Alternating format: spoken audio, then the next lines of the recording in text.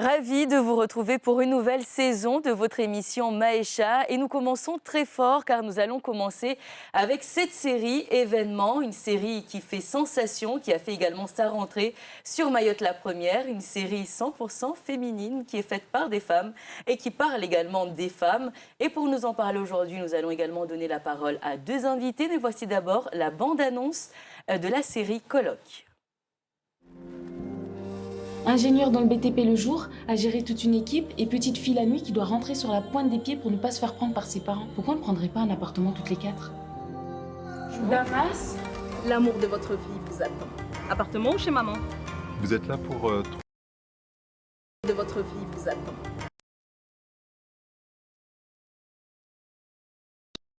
Dans lesquelles la société voulait nous enfermer. Ici, tu fais ce qu'on te dit et tu te tais. Et tu ne veux pas que je t'apporte un cocktail et une paille tant qu'on y est? S'il te plaît maman, laisse-moi entrer. Tous les mois à la banque, je suis dans le rouge parce que je dois gérer ta vie et la mienne. Alors arrête. Si vous réussissiez cette course de haies et que vous releviez tous les défis, revenir, vous exposer à de nouveaux challenges, se résumant souvent à une seule question. Qui êtes-vous?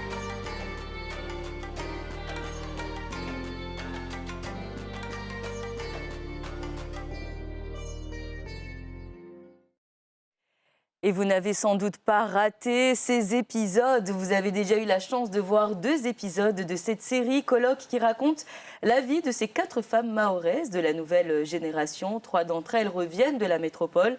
Elles vont se retrouver toutes les 4. Elles vont également commencer, on va dire, leur vie professionnelle. Et les idées commencent aussi. Peut-être que c'est le début des problèmes pour certaines, sauf si vous le voyez différemment. Pour nous en parler aujourd'hui, nous sommes avec l'une des actrices. Elle joue le rôle de la maman. Voilà. Qui est celle qui s'est jetée par terre. Safia Réméry, comment ça va? Ça va. Alors, vous n'êtes pas que actrice Oui. dans la série Colloque. Vous faites un très beau métier, puisque lorsque je compose le 18, je peux tomber sur votre voix.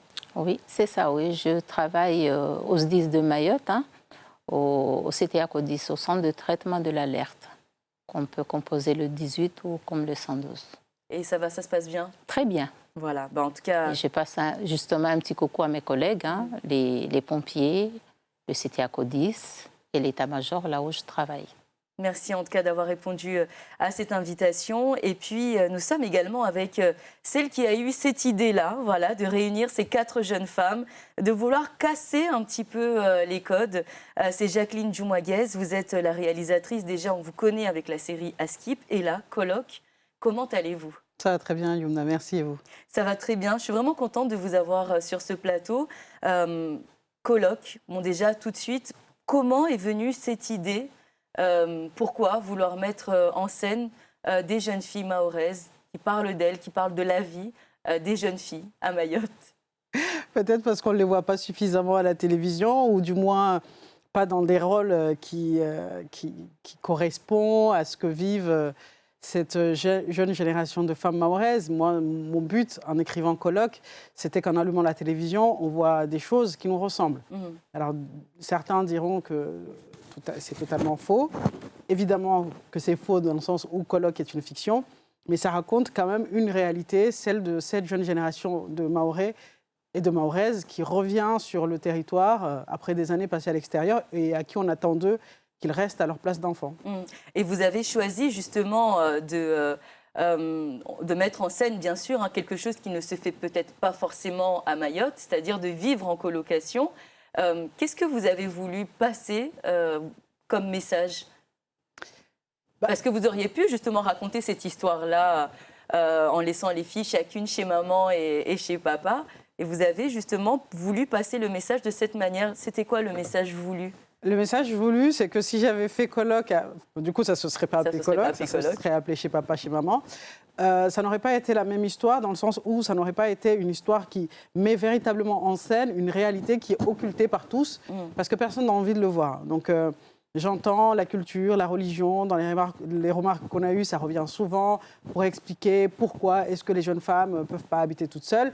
Mais je me dis, dans ces cas-là, pourquoi les jeunes hommes peuvent habiter eux tout seuls. Donc je prends ça comme point de départ de cette série et j'essaye de tricoter un chemin pour voir ensemble jusqu'où on peut aller en fait. Si des femmes décident de prendre cette décision de partir de la maison, qu'est-ce qui peut leur arriver? Et c'est ce que j'essaye de décortiquer sur les 14 épisodes, bien que le sujet de la colocation ne soit pas le sujet principal de la série. C'est une des thématiques, ce n'est pas la seule. Et il y aura beaucoup d'autres thèmes, d'ailleurs, qui seront abordés. On ne va rien vous dire aujourd'hui, même si vous êtes là, vous nous regardez, mais on ne vous dira pas. Il faudra tout découvrir, bien sûr, sur Mayotte la Première pour suivre les aventures de ces 4 jeunes Mahoraises. Alors, Safia, on se retourne un petit peu vers vous, mais on aimerait que vous nous parliez de vous aussi, parce que c'est un vrai sujet qui est abordé dans cette série en tant que maman. Vous, comment ça s'est passé justement avant de se marier? Est-ce que c'était possible de vivre en colocation? Avant de me marier? Non, je ne pense pas. Mais on est en train d'évoluer petit à petit. Et même avant de me marier, je n'avais pas la même avis que mes parents. C'est-à-dire, vous n'étiez pas souvent d'accord? Non, je n'étais pas souvent d'accord parce que, pareil, ce que j'ai fait aujourd'hui avec Coloc, j'ai l'impression, je me vois, j'ai 54 ans, je me vois il y a 30 ans, 40 ans en avant. Et, donc là, vous voyez inverser plutôt les rôles. Voilà. Et quand j'avais à cet âge-là, je ne pense pas qu'ils auraient pu accepter, mais on est en train d'évoluer. Et comment est-ce que vous qualifierez l'éducation que vous avez eue, justement? L'éducation que j'ai eue... Par rapport à celle que vous donnez aujourd'hui à vos enfants? J'ai eu quand même un petit peu les deux, parce que j'avais une maman qui avait une vraie ouverture d'esprit. J'avais le papa qui était très gentil, mais il était un petit peu sévère. Et je me dis qu'aujourd'hui, j'ai eu les deux, un petit peu les deux, et ça m'a beaucoup aidé envers mes enfants. Est-ce que c'est exactement de cette manière-là que vous avez, vous, éduqué vos enfants? Vous savez, cette manière-là, oui et non, parce que nous tous, on est des mamans, et il y a des choses où on n'accepte pas toujours, mais comme on voit la vie comme elle est maintenant, il y a des choses... il faut peut-être changer un petit peu. Et nous aurons toute cette émission d'ailleurs pour passer les différents messages et voir où est-ce qu'on peut changer. Vous l'avez dit d'ailleurs, sans même que je vous pose la question, que cette série, vous vous êtes vue plus tôt il y a de nombreuses années. Qu'est-ce qu'elle vous a apporté, vous, pendant que vous avez joué le rôle justement de cette maman? On n'en dit pas plus, mais en tout cas les 2 premiers épisodes où elle ne laisse rien passer... On se souviendra toujours de cette scène où vous êtes jeté par terre, vous avez parlé de vos problèmes de cœur, etc. C'est exactement ce que, en tout cas, ma mère, elle faisait. Je ne vais pas dire qu'elle se jetait par terre. Elle jetait Lomvungué par terre? Non, mais ce que je veux dire, elle était là en train de penser toujours, oui, j'ai la tension, mais aujourd'hui, quand je vois en grandissant... En gros, elle n'avait rien, mais c'était pour pouvoir me faire plus rester à la maison, me faire plus... Voilà, quoi, que tu vas me rendre malade. Et c'est dommage parce que je me dis, il faut communiquer, il faut savoir écouter l'enfant. Parce que c'est vrai, on est tous des parents, mais si on n'a pas de communication avec nos enfants, vaut mieux qu'ils parlent avec nous qu'aller parler ailleurs. Exactement, on perd beaucoup de choses. Et d'ailleurs, nous, on a fait parler certains Mahorais autour de cette série. On vous a posé la question, qu'est-ce que vous pensiez de la série Coloc? Et voici quelques-unes de vos réactions. La production elle-même, j'adhère. C'est une très bonne chose. Il faudrait qu'on arrive justement à quitter cette méthodologie de l'ancien temps à la nouvelle méthodologie. Avant, les femmes étaient à la maison. Elles n'allaient pas à l'école, elles cultivaient, elles aidaient les maris. Maintenant, les femmes comme les hommes, elles vont travailler, elles font des études. Certains même nous montrent justement des réussites superbes. Pourquoi la priver de cette vie? Non, il faut la laisser faire sa vie aussi. Il ne faut pas la prendre comme une critique de la société mahoraise. Au contraire, je pense que c'est une manière de soulever le débat sur l'émancipation de la femme et sur l'avenir de la femme dans la société mahoraise. mwanangu nikalisoma ja umjuhu wangu mjuu si asoma ja apara diploma za jofanyazi atsaha lulu andaminge mmewahe andamriga chine dagoni yangu nimfundize bo mtu abamringe dhamana zae aje ambinge bewaye kalulu atsakubala ndabana. Je trouve que c'est bien fait avec des femmes qui viennent de Mayotte et je trouve que c'est bien parce que ça peut changer les mentalités de nos mères. C'est des sujets qu'on ne peut pas occulter et enfin ils sont mis en lumière par, ici à Mayotte par une personne qui a eu envie et des personnes qui l'ont super bien joué. Il n'y avait pas de chichi, c'était vraiment le réel parce que moi il y a une scène qui m'a marquée, c'était la claquette du papa et je me suis dit, je crois que c'était le papa et je me suis dit mais on aurait trop dit ma mère. Est-ce qu'il y a une réaction en particulier, vous, qui vous marque J'aime le fait qu'en regardant Colloque, les gens y voient des événements de leur propre vie. Ça fait remonter pour plein de gens des souvenirs de leur propre vie. La claquette, la maman qui a de l'attention, le chantage affectif, on connaît quoi. Et je pense que les gens qui ont regardé Colloque, par moments, se sont retrouvés dans l'histoire, quand bien même elle aurait été fictionnelle. Et la maman qui dit « mais il est hors de question pour moi, elle ne sort pas du tout de cette maison », est-ce que vous n'avez pas peur justement de passer un autre message, de dire aux jeunes filles qui se disaient « écoutez, moi je vais suivre les règles, hein, on va à l'école, on vient à la maison et ensuite on quitte la maison uniquement quand on est marié ». Est-ce que vous n'avez pas peur justement de leur dire « mais non, vous pouvez faire autre chose » et d'avoir plein de jeunes filles à l'extérieur? Je pense que c'est un peu ça la grosse problématique, c'est de toujours infantiliser les femmes et de considérer que ce sont toujours des enfants, quoi qu'il arrive, devant forcément passer de la responsabilité du père à celle du mari. Je pense qu'on a face à nous une génération de femmes intelligentes, instruites, diplômées, professionnelles, qui ont en capacité de faire ses propres choix. Cette série n'influence rien du tout.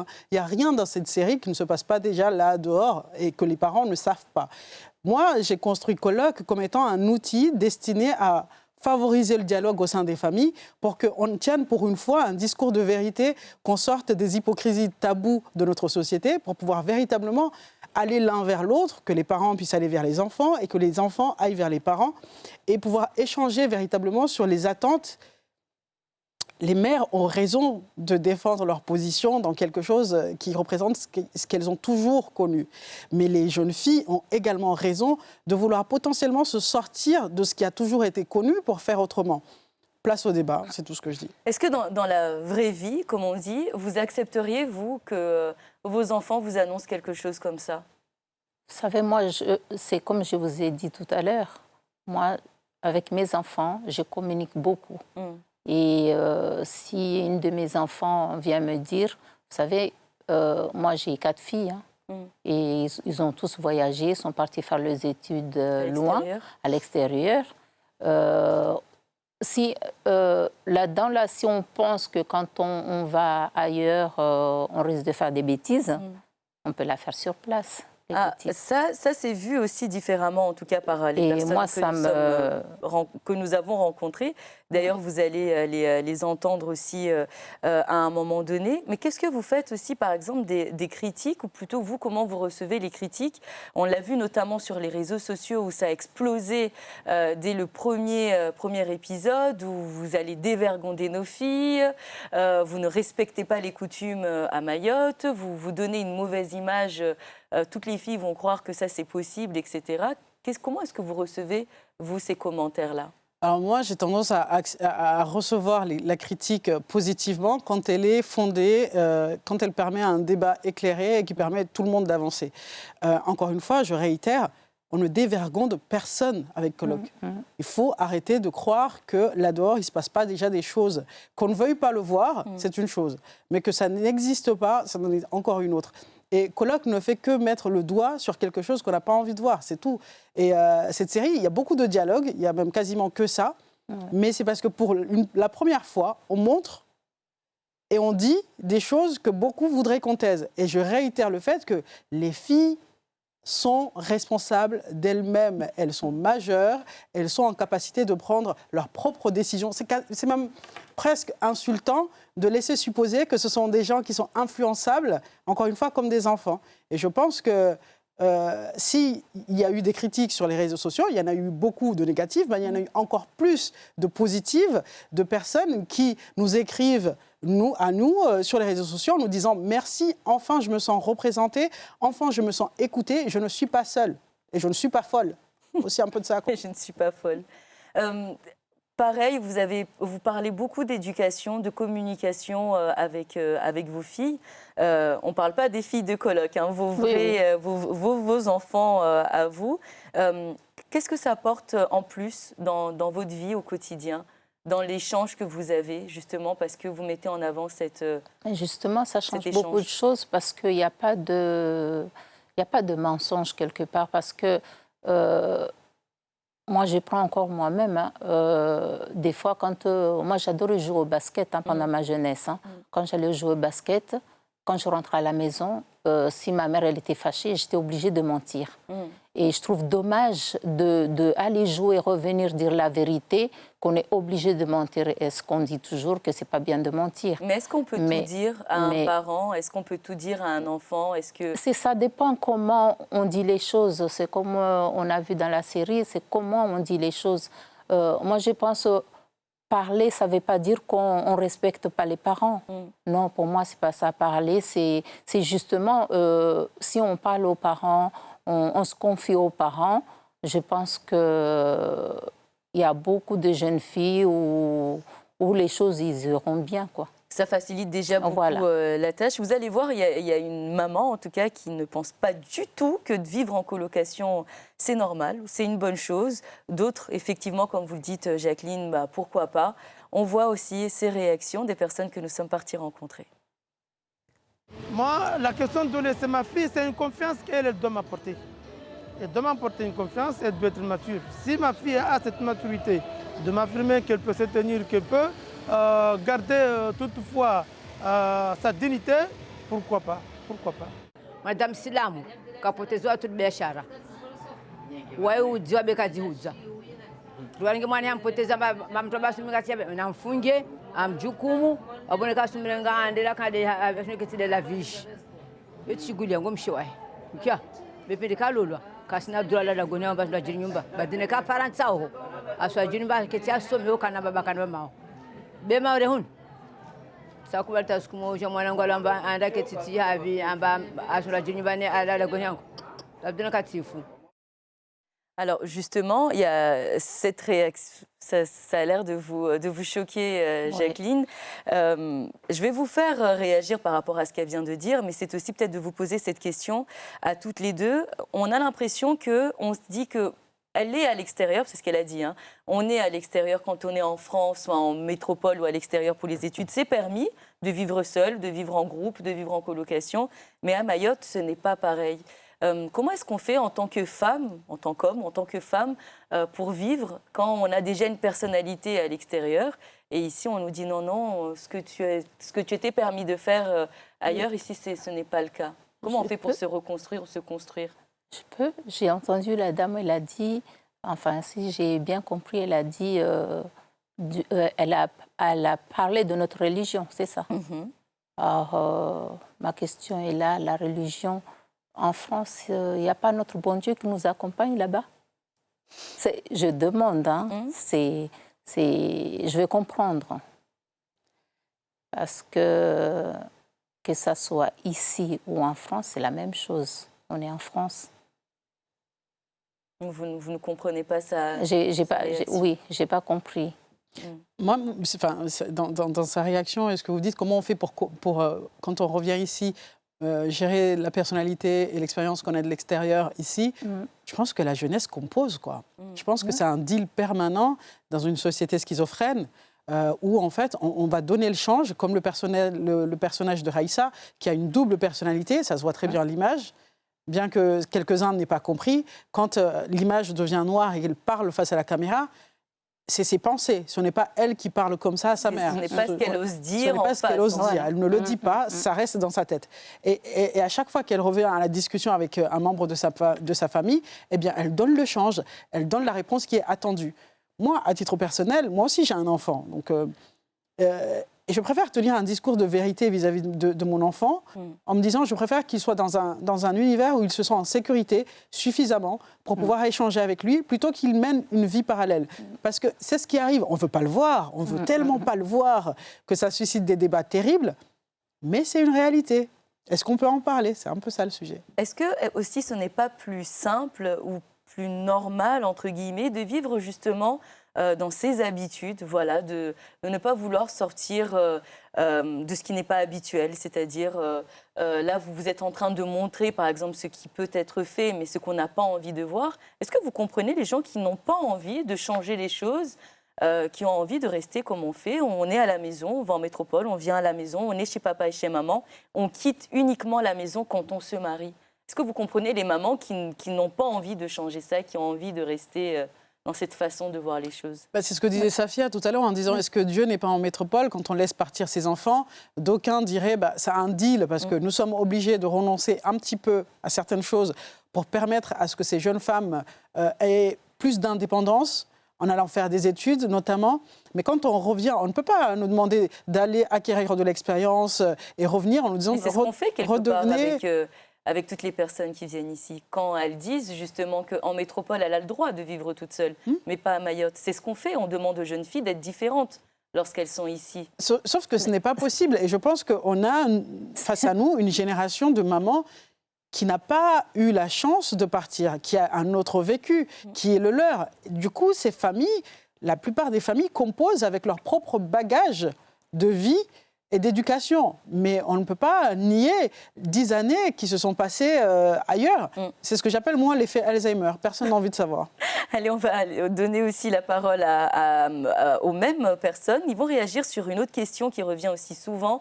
La responsabilité, en fait, la passation de la responsabilité de la femme. Est-ce qu'il faut obligatoirement un tuteur? Et comment ça se passe pour que la femme puisse prendre son indépendance? Voici vos avis.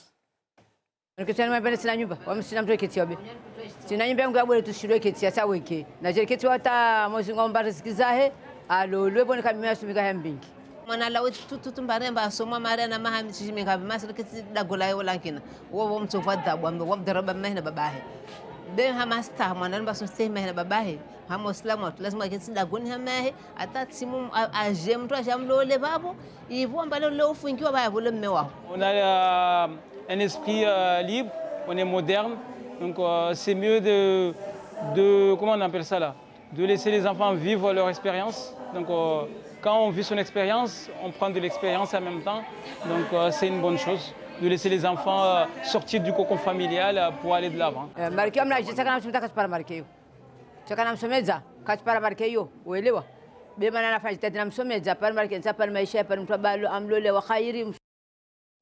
Voilà. J'adore ce qu'elle dit parce qu'elle dit bon, peut-être qu'elle a de l'argent aujourd'hui pour aller prendre sa maison et pour avoir sa liberté. Mais attention, elle n'aurait pas son argent si elle ne serait pas partie faire les études. Et c'est grâce à mon argent. Quelque part, en fait, on a cette impression que les parents font pour nous quand on en a besoin. Donc, à un moment donné, il faut aussi qu'on fasse pour eux. Et casser les codes, ce n'est pas faire les choses dans l'ordre et faire les bonnes choses pour eux. Vous n'êtes pas d'accord? Je vais répondre à la tendance que Safia se ressaisisse de ce choc. C'est bizarre parce qu'en fait, dans ce que la dame vient de dire, il y a quasiment une ligne de dialogue qu'on retrouve dans Colloque, qui est quand même assez saisissant. Mais je pense que c'est pas ça le contrat, en fait. Le contrat, au départ, quand on fait des enfants, c'est de leur permettre d'aller le plus loin possible. Comme elle le dit, c'est grâce à elle si l'enfant revient, qu'elle a un diplôme, qu'elle a un travail, qu'elle gagne de l'argent. Mais une fois qu'on en arrive là, comment est-ce qu'on peut donner de la valeur à son enfant que par le fait que ce soit une autre personne qui donne de la valeur à l'enfant? Comment est-ce que l'existence de votre fille peut être conditionnée à la valeur qu'un homme va lui donner? Moi, ça me dépasse. J'entends la religion, les arguments, tout ça, mais je pense qu'on est dans une société où on est en capacité de tout questionner. On va laisser ces nombreuses questions aux téléspectateurs, aux internautes également qui nous ont suivis sur Mayotte la première. Il y a encore tant de choses à dire autour de cette série. C'était le but. On se donne rendez-vous bien évidemment bientôt, en tout cas, pour faire peut-être la conclusion lorsque vous aurez vu déjà les épisodes, pour nous dire un petit peu ce que vous pensez. Continuez à réagir sur Facebook et sur le site internet également de la première. Un dernier mot, sans trop en dire, concernant la série, concernant ce que vous retenez de tout ça et le message que vous avez envie de passer aux mamans qui nous regardent. J'espère que tous les mamans, même le papa, il ne faut pas mettre les papas de côté, mais je pense que tous les mamans vont penser autrement. Changer un petit peu vous changer un petit peu de voir les choses.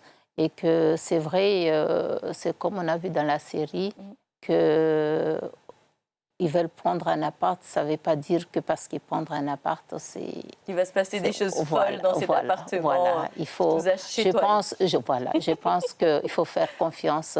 Ce que j'ai dit à la mamie, là, elle a dit, je ne comprends pas le français. Ben, moi, je vais lui dire, Mayangu, aminu mwana nekale uvani mwana anda sumombali aregea atanda fanyi hazimbali ifo mtu amwamini mwana wahe mara nikaka mwamini mwana wahe mbande atumwamini mwana wahe nika mwenye kasumwamini mwana wahe. La confiance avant tout. Jacqueline, quant à nous, on se donne rendez-vous à la fin des épisodes de Colloque bientôt. Et on pourra avoir ce débat. On verra si on a réussi un petit peu à changer quelque chose dans la mentalité, surtout votre façon de percevoir cette série. En tout cas, elle est à retrouver tous les jours, 24 heures sur 24, sur le site internet de Mayotte la Première, tous les lundis, également à partir de 20h, également sur la Première. Et puis, vous pouvez vous aussi participer à Maïcha en nous écrivant à maïcha@francetv.fr. Passez une excellente soirée et à très vite.